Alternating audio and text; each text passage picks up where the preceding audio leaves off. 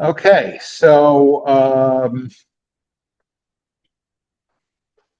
nice to see everybody, and nice to be studying Pirkei Avot again. It's been like a month, I think, since we had a Pirkei Avot class, and we will pick up with chapter 3, Mishnah 16. Which I have to say, I mean, I don't know if any of you like looked at this material before class. Um, I imagine you found this particular Mishnah somewhat impenetrable.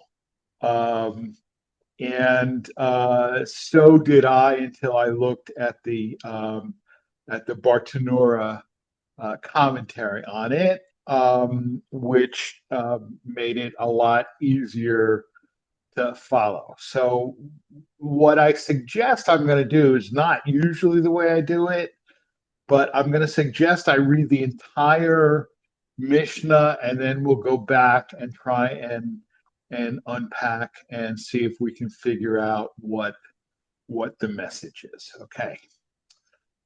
Hu Haya Omer, he used to say this, and the he is Rabbi Akiva.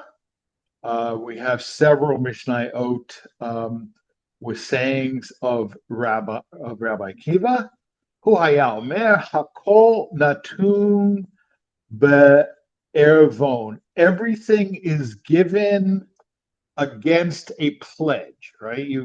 There's collateral, there's a pledge, and so you have to give collateral or give a pledge in order to get whatever it is you're getting. Umitsuda prusa al kol hachayim, and a net is spread out over all the living. Hachanut petucha v'hahanvani mekif. The store is open and the storekeeper sells on credit. V'hapinkas patuach, and the ledger is open. V'hayad kotevet, the hand writes down. V'chol harotze lilavot yavo v'yilvei, and anyone who wants to borrow can come and borrow. V'hagabayim machzirim tadir b'chol yom, but the collectors go around every day. V'nifra'im min ha'adam, and they collect from a person midato o shelo midato, either with his consent or with his knowledge or without his knowledge. I think is better. Uh, no, consent is better. Yeah. So they collect from the debtor, whether with his consent or without his consent. The yesh lahem alma sheyismechu, they have that on which they can rely. V'hadin din emet, the judgment is a true judgment. V'hakol mitukan lisuda, everything is arranged for the banquet. Okay. What do y'all think this means?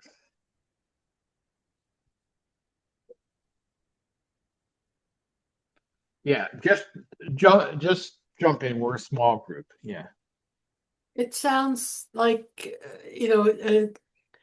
leading up to Yom Kippur, Rosh Hashanah, Yom Kippur, but on an annual basis, and what you pledge you're going to do, what you think you're going to do, and then you're held accountable for what you did or did not do.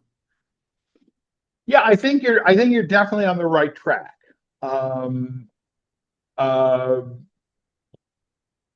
I think there are certain emendations that I would make, but I think you're you're on the right track there. Um, right? I mean, this is an allegory, right? I mean, the the shopkeeper is who? God? Right. The shopkeeper is God, right? The shopkeeper is God, and God is going to collect, right? God is going to collect with your consent or without your consent, And right? I But I think the banquet is like in heaven. Is that what that is? I mean, after you die.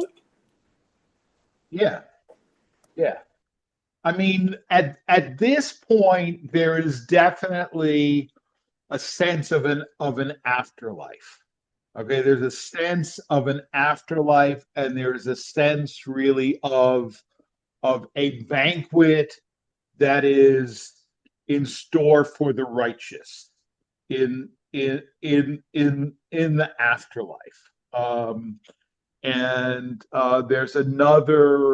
there's another Mishnah in Pirkei Avot, um, which I think really goes against certainly what most contemporary Jews believe, and all the more so what most contemporary non-Orthodox Jews believe, um, where this Mishnah says that um, this world is an antechamber for the banquet hall. Okay, and you should prepare yourself in the antechamber so that you will be ushered into the banquet hall, right? Where which sound to certainly sounds to me, let's say, as a kind of like evangelical approach, right? That this world doesn't matter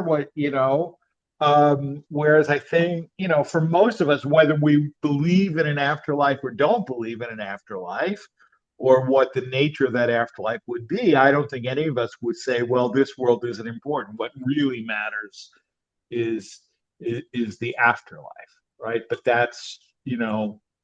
um, that's that Mishnah, and I think it's related to this Mishnah.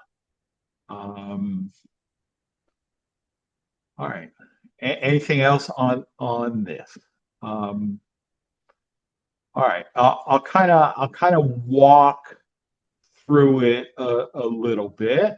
All right. So everything is given in pledge. Right. That I think is fairly self-explanatory. Excuse me A just a minute, Rabbi Arian. Yeah, Are yeah. are you not able to show us the page? We're not seeing the page that you're on. Oh, you don't see the page? No. No, but I like it better with you just talking. Oh, okay. Yeah. Oh, you know what? Let me see if I can do this a different way. Um, I am going to, all right. I'm going to make somebody else the host so that I can get off and then get back on again using. Uh, anyway, I'm gonna. That's okay. Well, just let me see if I can do it. I mean, I don't know, my own curiosity too, because it's a different computer and so therefore, I still don't like know all of how it works. All right. So Leslie, you're the host now. I will be back in a minute.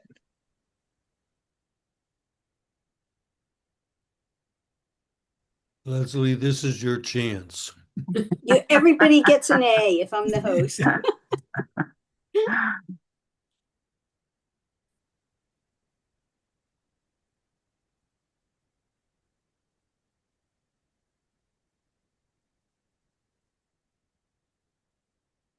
Um,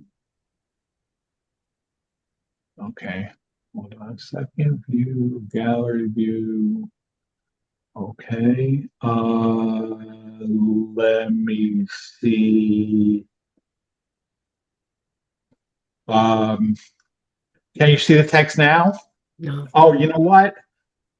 I know what it is. I haven't been doing share screen. That was the problem.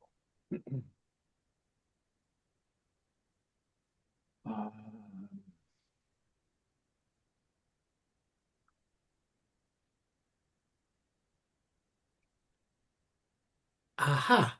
I'm You getting see it it. now? Yes. Okay. Okay.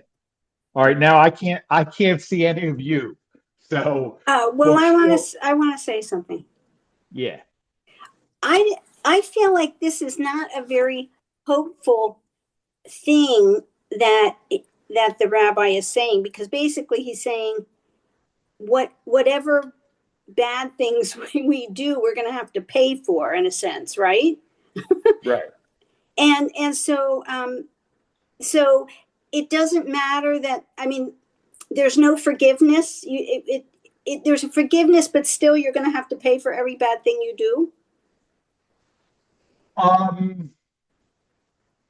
right. So first of all, again, I mean, this is one person's opinion, right? I mean, granted, it is not a minor person, it's Rabbi Akiva, but that doesn't mean that, that this is like the only perspective. Um, and this, I mean, I think your point is well taken. It does not talk about um, the possibility of teshuva. Um, it definitely doesn't. I mean, there is no mention, either like literally or sort of allegorically of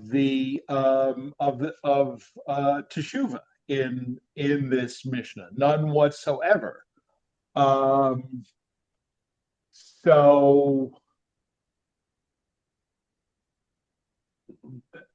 that is definitely a problem. It is definitely a problem. Having said that, and I know I've said that even in this class, that teshuva and the forgiveness that comes with Yom Kippur or just in general with teshuva,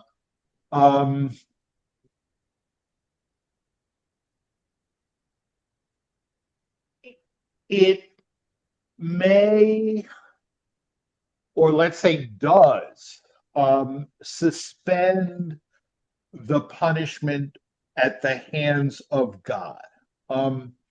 It does not wipe out the consequences, right? I mean, and in that sense, it's kind of like a bankruptcy, right? I mean, bankruptcy wipes out the debt. It's still on your credit report, and it's not consequence free. I mean, I literally just finished um, filling out paperwork to be a guarantor for a loan for a fairly small amount of money. Um, and it asks me as the guarantor if I've ever filed bankruptcy. Um, I mean, they don't want me as a guarantor if I've ever been back. So it doesn't. I think, and certainly, I mean,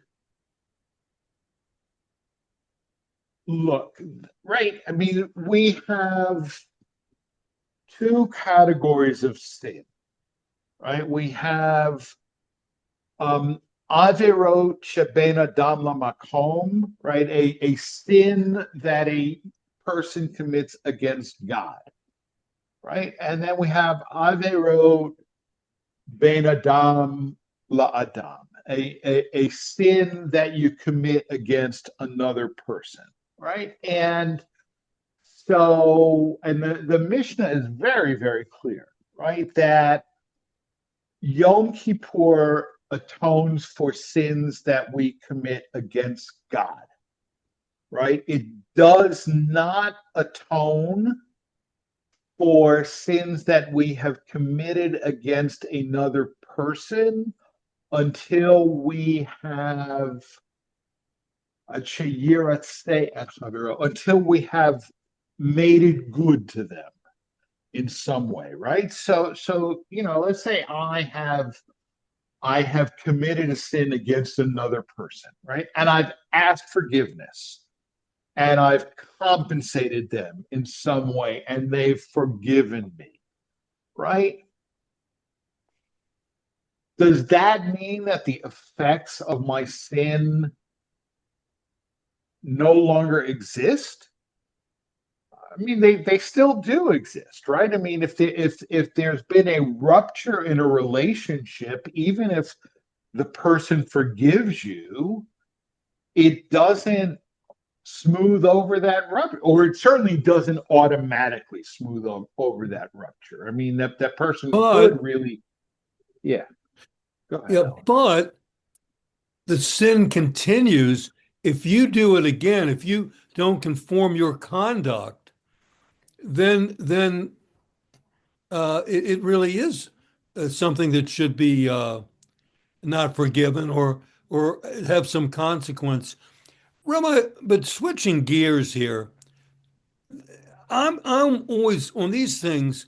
I know that they come out of left field in the Mishnah, and you get a whole bunch of things about pledges to the Almighty, and then there's something about cattle prices in Iowa. But there's got to be some more context to this, whether it's a long treatise from the person who's saying this, because just by themselves, and we can discuss it, there's all sorts of ramifications, but I think we're better off if we can get any kind of background or context to it. Um, Look, I mean, I don't know. I mean, I think the metaphor is pretty self-explanatory, isn't it? Right? I mean, God is a shopkeeper, and but let me go on and see if the metaphor doesn't become a little bit more clear. I mean, Leslie raised a point which is absolutely valid, but it also represented a slight detour, which is fine. I mean, these classes are 10% content and 90% digression, so that's fine. But um, but let's go back to the main text, okay? Um, a net is spread over all the living, okay? And I have to say, I did not understand that at all until I looked at the Bartanura. But the net is suffering that is the consequence of sin. Okay, the net is the suffering that is the consequence of sin, and I would say in a certain sense, and I mean this may be an overstatement, but the vast majority of suffering is a consequence of sin, right? It's not necessarily a consequence of my own sin, right? It could be a consequence of somebody else's sin, right? I mean, I was, um, I don't know how many of you read David French's columns, um, but I have to say that to me, like the best people to read are the anti-Trump conservatives, right? I mean, why if I read somebody who I always agree with, I don't learn anything, right? Um, whereas David French is really, I mean, he says things I agree with and things that I don't agree with, right? Which is how you learn. But he wrote in his column yesterday, um, he said, I don't remember the exact quote, but he said, you know, evil is not what throws a society off, right? We learn very often, very early in life, that there are wolves in the world, right? What throws a society off is the cowardice and the lack of courage, right? And right, I mean, why are we as a country in the mess that we are today? We're not, we are in the mess that we are today, not because of that guy, right? We are in the mess that we are today because of all of the Republicans in Congress who know he's wrong and don't do anything about it, right? And all of the judges who know that he's violating the law and violating the Constitution and do nothing about it, either because they're scared, like physically scared, or because they like what he's doing, and therefore the fact that it's illegal and unconstitutional, they let him get away with it. And that's why we're in the mess that we are, right? And so and that is a sin. So the people committing the sin are not the people who are suffering. At least, if there's any justice, they'll suffer later. Okay. And I really hope, and I absolutely, want to believe that there is an afterlife so that they will learn and they will get theirs. And if I sound angry and bitter and vengeful, it's only because I am. But we wouldn't be in the mess that we are if not for the sin of cowardice, right? Not for the sin of venality and not for the sin of seeking vengeance, but for the sin of cowardice. Right. And so, yes, I mean, suffering is a product of of sin. I think it is absolutely. But anyway, so Leslie, did you? Oh, you looked like you wanted to say something. No. Okay. Um, so the net is the suffering that is the consequence of the sin. The store is open and the storekeeper sells on credit. That is to say, and that connects very directly with the previous Mishnah, right? Everything is seen, but permission is granted, right? That is to say, God lets us do what we want to do.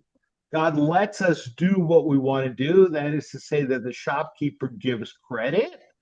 God lets us do what we want to do, but it doesn't mean that there's no price.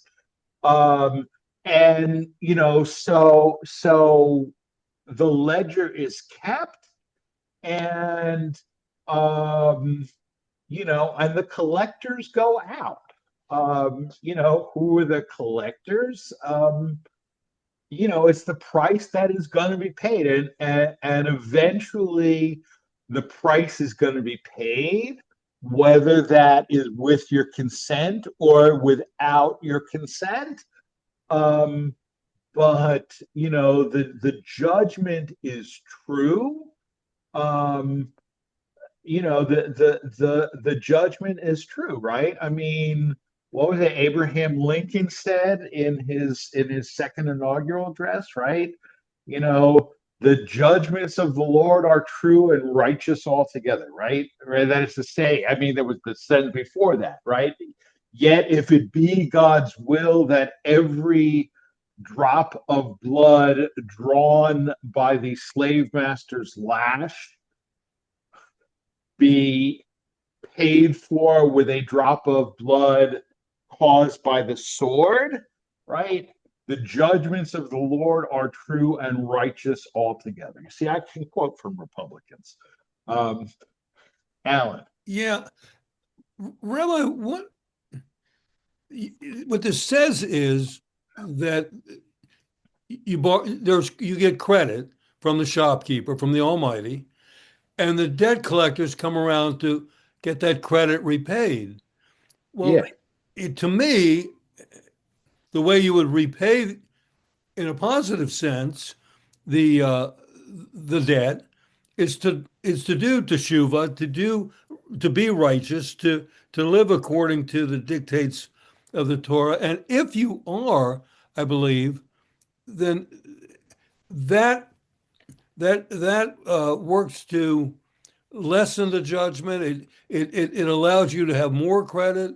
I don't know how far you want to go with the analogy, but I think that for it to make any sense, if debt collectors are coming around, unless they're just going to torture you, unless it's that dystopian, and I don't think it should be, I think what we have here is a way for people to live and understand that there is a greater being in the universe. Right, because no, absolutely, because you can make deposits, right? I mean, it's not just withdrawals, it's also deposits, right? And this Mishnah doesn't really talk about deposits. It just talks about withdrawals. Um, but again, I mean, this is one Mishnah from one rabbi. It's not a comprehensive theology of Judaism, right? I mean,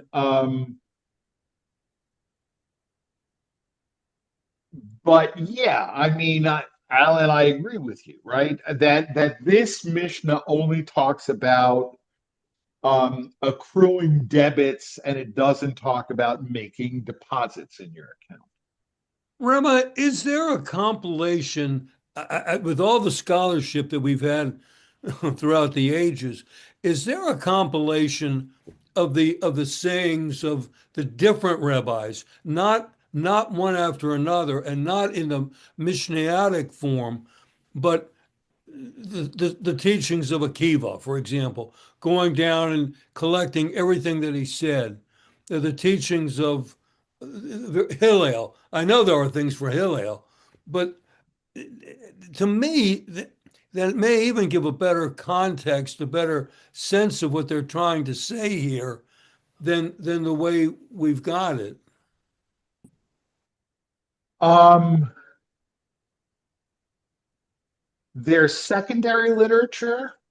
Um, I mean, there are certainly, I mean, the more important rabbis of the Mishnah. I mean, there's a biography of Akiva. Um, there's certainly a biography of Hillel. I am not aware. I mean, the fact that I'm not aware of something doesn't mean it doesn't exist. But I am not aware of anything that we would consider, you know, actual rabbinic literature that would, collect the sayings or the teaching of just one person. But there's certainly like secondary literature. I mean, Akiva in particular, because I mean Akiva, like, so we've just been looking at Pirkei Avot, right? And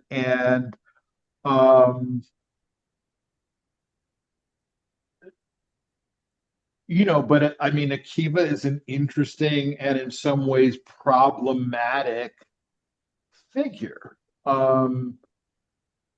Because he believed that Bar Kokhba was the Messiah, and therefore he supported Bar Kokhba's rebellion against Rome, which was a bigger disaster than the original rebellion against Rome in 70 CE. And he was also martyred. I mean, he was captured by the Romans and flayed to death. Okay, so there's there's a lot more to Akiva. I mean, obviously, the respect which is due to him because of the manner of his death, but also the very serious misjudgment, that I mean, obviously it's only known in retrospect, right? But the very, very serious misjudgment that he made in A, accepting Bar Kokhba's messianic claims, and B, as a consequence, supporting the Bar Kokhba rebellion. So he's an important figure. And if I mean, particularly in this Mishnah, when it talks about, suffering brought on by sin and God's judgments being righteous, it's interesting in light of what we know about how Akiva met his end, right? I mean, obviously, we have 2020 hindsight, right? He did not have 2020 foresight. But would he have said that about, his own manner of death, right? That this is, the judgment is true, right? The judgment is true because this is the price that I have to pay for the sins that I've committed. I don't know. Hard to know what he would say about that. I mean, to address Leslie's point, is there perhaps a note of optimism in the idea that the judgment is righteous? I mean, if you've been extended credit and you pay back your debts, perhaps the judgment will be righteous and in your favor. Perhaps right. Negative. But I don't think you can equate the way somebody dies with whether or not how much sin they committed. So that doesn't make any sense. People suffer terrible. Some people die in their sleep and then other people. Yeah, no, of course. So, But I mean, in the case of Akiva, look, I mean, and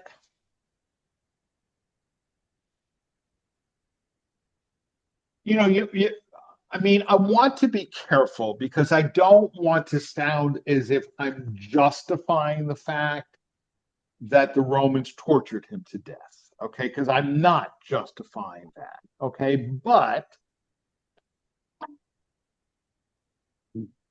he made a very, very, very serious, grievous, and costly error that cost not only him, but Klal Yisrael, right? And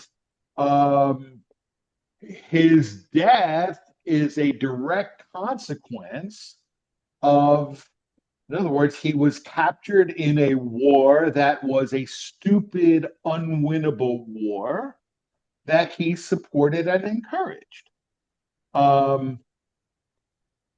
It doesn't justify what the Romans did, right? But if he hadn't supported a foolish and unwinnable war, he wouldn't have been caught in that war and captured and executed as a consequence of that war. So, in a certain, I mean, in the same,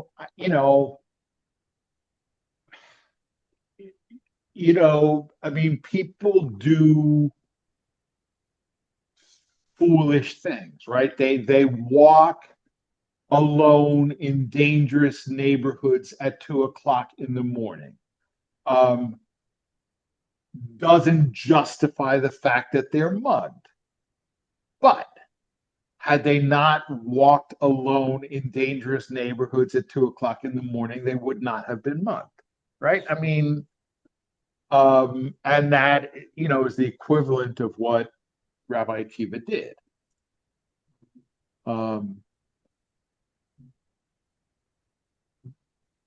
But But yeah, I mean, Joe, you're obviously reading it in a different way, which I think is certainly a reasonable and legitimate reading, right? I mean, God's judgments are true, right? So, I mean, this particular Mishnah only talks about taking loans. It doesn't talk about paying them back, right? But we know, that there are ways to pay them back as well, right?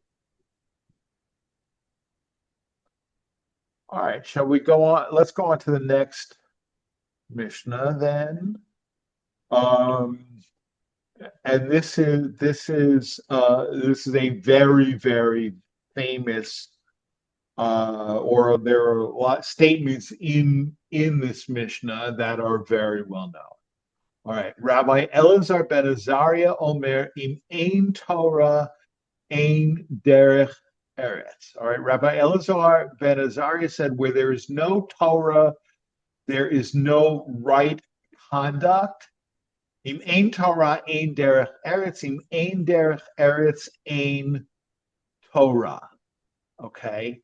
So, right, I mean, derech eretz, I mean, the phrase derech eretz has a lot of different meanings. It's translated here as right conduct.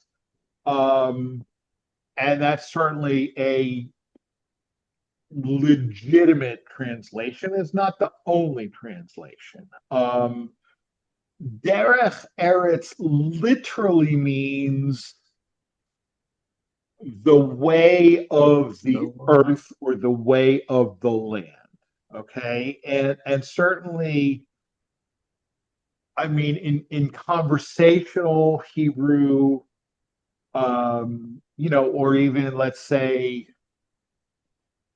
Jewish English, right? Derech eretz does absolutely mean proper conduct, right? Like we even in the rabbinical assembly, we have a derech eretz committee.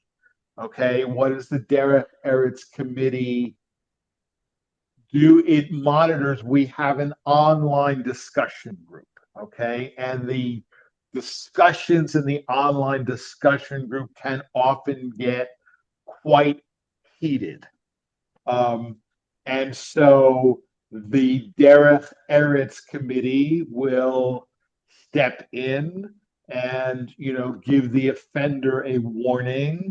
And if the offender offends a second time, their participation will be suspended. And then if they, they'll be kicked off, whatever. So that's right. That's the Derech Eretz committee, right? But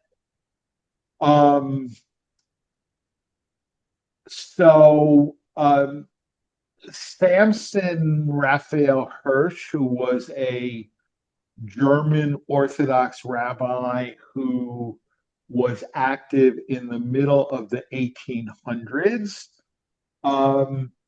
and he is in some ways the founder of what we now know as modern Orthodoxy. In other words, Hirsch believed that it was possible and desirable for German Jews to be full participants in German society and still maintaining their punctilious observance of the mitzvot. Okay? And, so it was fine and desirable for German Jews to go to universities, which Eastern European Orthodoxy generally frowned on, right? And that's still, I mean, these are distinctions that, if you don't know the different Orthodox communities, might not be, you might not know about them, right? But the question, to this day, I mean, one of the differences, I mean, they may all have beards and black hats, but right, but there's a difference between the Hasidic community and the yeshivish community, and that the yeshivish people go to university. The Hasidic people don't go to university as a general rule. I mean, there are always exceptions, but as a general rule, they do not. So Hirsch, for example, translated the Bible into German. And the reason that he translated the Bible into German was not so that German Jews would understand the Bible. It was so that German Jews would learn German, right? Because they knew the Torah. They knew the Torah. So if they had a German translation of the Torah, it would help them to learn German. Anyway, he called his philosophy Torah im derech eretz. All right, so for Hirsch, Torah im derech eretz means Torah with worldly knowledge.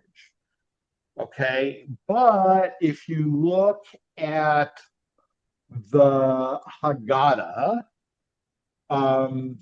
if you have a full unbowdlerized text and translation, it will talk about how the Egyptians prevented Hebrew men and women from derech eretz, which meant living together as man and wife. In other words, they tried to prevent the Redeemer from being born by preventing the Hebrew men and the Hebrew women from sleeping with each other. And they would do it on the sly, and that's how Moses was born, et cetera, et cetera. So derech eretz has a lot of different meanings, but here, let's say right conduct, because no other understanding, I think, of the term derech eretz really makes any sense in this context, right? So if there's no Torah, there's no right conduct. If there's no right conduct, there's no Torah. Yeah. Any questions or comments on that? Well, what about Noah? What he was considered righteous, and there was no Torah. Just throw that out there. He was considered righteous in his generation, right? I mean, no, I mean this is a real debate, right? I mean, this is a real debate. Is when it says that he was righteous in his generation, is that damning by faint praise, right? And I think it is. I think it is. I mean, he was, it reminds me. I'm sure I told this joke, right? But there's a guy.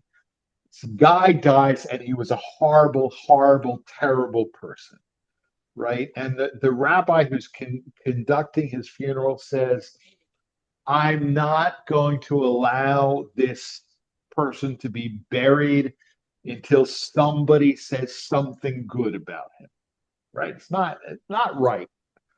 Somebody must have something good to say about this guy. And everybody's like, fine. His brother was worse. Yeah, but I mean, Noah was not that bad. I mean, he was, Well, I don't why? know. What did he do that was wrong? He didn't have any rules to live by, so he made, All right, but if you compare Noah to Abraham, right? I mean, I know what you're going to say. right? Abraham he argued for the people, but that's the only thing you can say that's bad about him. And I don't think that's so bad. Well, I mean, except that like after the flood, Noah got drunk and had sex with his daughters. That's not exactly Oh, okay. You Right. win. I mean, call me crazy, but I think that that's not so wonderful. Um, but that's just me. Um, but all right. I mean, the whole question of whether we judge characters in the Torah who lived before Sinai by the standards of that's a legitimate debate, and I mean it's absolutely legitimate to take either side of that argument. I mean, you can find people in the Talmud taking both sides of that argument. Um, because right, I mean, Jacob married two sisters, right, which the Torah does not allow. Um, Abraham served, you know, milk and meat together at the same meal to the angels, right? I mean, so you know, um, but one would think that like sort of rules of universal morality would have existed, even if the ritual laws didn't didn't exist, right? But that's a good. I mean, that raises the question, right? I mean, do we learn good conduct from the Torah? Um, or, is it possible that there are rules of good conduct that are external to the Torah, or if not external, unconnected unconnected to the Torah? I mean, this Mishnah would say no, right? That proper behavior depends on Torah. Um, and conversely, the existence of Torah depends on proper behavior, which I think is also true. I mean, we don't have the ability to study Torah if there's not a society that's willing to support or at least tolerate that kind of behavior. Um, all right, let's go on. In ein chokhmah, ein yira. In ein yira, ein chokhmah. All right. If there is no wisdom, there is no fear of God. Where there is no fear of God, there is no wisdom. Right. All of these things are like you could say two. They balance each other out. Right. Where there is no understanding, there's no knowledge. Where there's no knowledge, there's no understanding, right? And here, I mean, I think that um, that's significant because we tend to, I don't know, what's the difference between knowledge and understanding, right? I mean, I think that there is, right? I mean, you can know a lot but not understand it, right? I mean, um, can you understand a lot without knowing it? That I'm less certain, right? But we certainly are familiar with people who have a lot of knowledge but absolutely no understanding. Um, right? But the next uh phrase is a little bit um harder maybe to understand.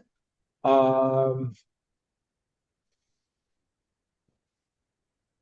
let's see.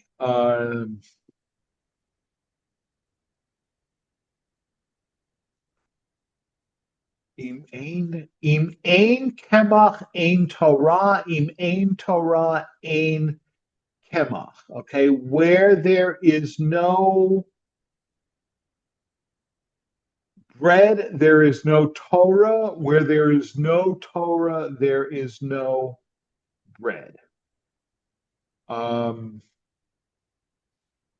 mean, rabbis say that a lot, right? And I think that for rabbis, at least, there is a certain truth to that, right? That is to say, both, I mean, if I, as a rabbi, can't pay my bills, I can't teach a lot of Torah. And no, really, right? And similarly, if the shul, or the school or the whatever, um, isn't on a decent financial footing, right? I mean, schools go out of business, right? Schools go out of business. They're not teaching Torah, right? Schools go out of business, synagogues go out of business. Um, and I mean, I mean, rabbis get this all the time around high holidays in particular. Oh, prayer should be free. Prayer should be free, right?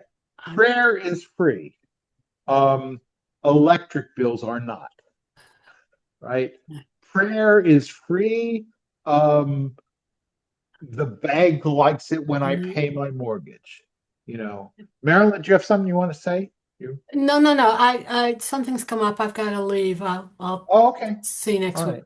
Bye-bye. All right. See you. Actually, you won. It's Christmas Day, but Right. Good night. and then it's New Year's Day the week after. But right. I mean, so yeah. I mean, Torah is free, but electric bills cost money. Uh, where right, so im ein kemach ein Torah. There is no bread, there is no Torah. Where there's no Torah, there is no bread. He used to say, one whose wisdom exceeds his deeds, to what may he be compared?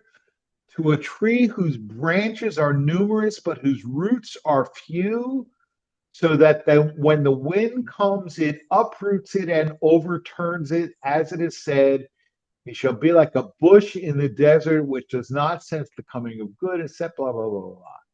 Right? That is, say, if you have, a lot, but you don't have many deeds, right? So your knowledge, that's like leaves, and your deeds are like roots, right? And if you have a tree with lots of foliage, but very few roots, the wind comes and it knocks it over, right? But one whose deeds exceed his wisdom, to what may he be compared? A tree whose branches are few, but roots are many, so that even if all the winds in the world come and blow upon it, they cannot move it out of place. He shall be like a tree planted by the waters, right? Right? And I don't know, some of you may know, right? Know that song, right? We shall not be moved, right? And it's from the same verse, like a tree that's planted by the waters, we shall not be moved. Sing that at demonstrations a lot. But I mean, Rabbi Elazar recognizes that, look, I mean, optimally, right, you want to have both. You want to have, right, you want to have knowledge and you want to have deeds, right? But the one who has more deeds than knowledge is more firmly established than the one who has more knowledge than deeds, right?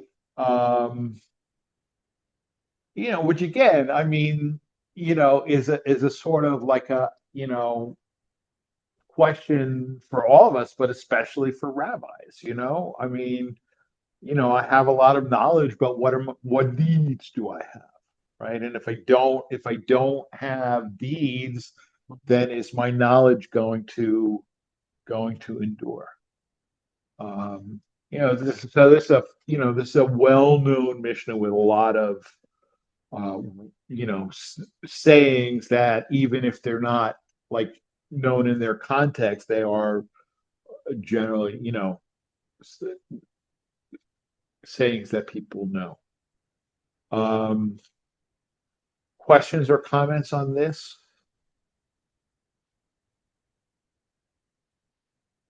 All right. If not, then we'll wrap up. And again, no class next week, no class the week after. So we're back on January 8th. Although that would be Psalms, not Pirkei Avot on January 8th. All right. Good night. Shabbat Shalom. Happy Hanukkah. Thank you, Rabbi. Thank you for Thank the you. Thank you. Good night. Good night. Good night. Right.